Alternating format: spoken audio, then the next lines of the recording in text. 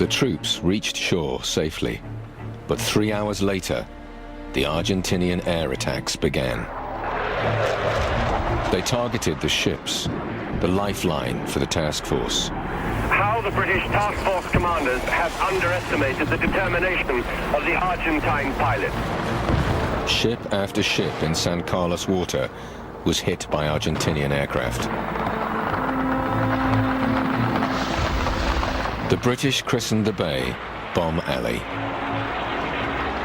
This was the first time I'd seen ships sunk by enemy action in my life. I was watching Antelope, and suddenly a huge explosion in front of my eyes. Large parts of her superstructure flew up into the air. I remember that explosion echoing round, and then followed by a series of other explosions that went all night.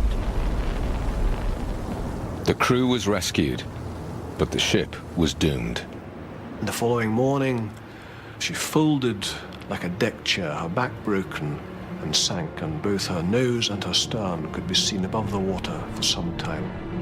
And eventually, the nose disappeared, and all that was left was a small life raft, as if to anchor, as if to mark the spot where the ship had gone down.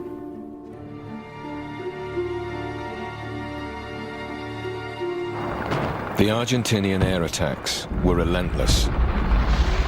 British ships and Harrier aircraft shot down more than 60 enemy planes. But many Argentinian pilots were getting through to hit their targets.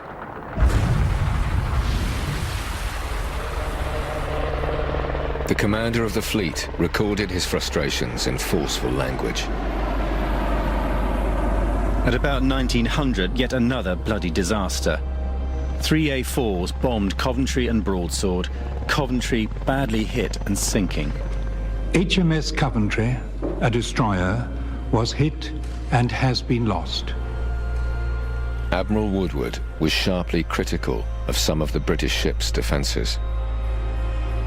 No missiles fired, which is quite extraordinary and saps any faith we may have in our modern systems. For God's sake, they sent ships down there with anti-aircraft capability they knew didn't work.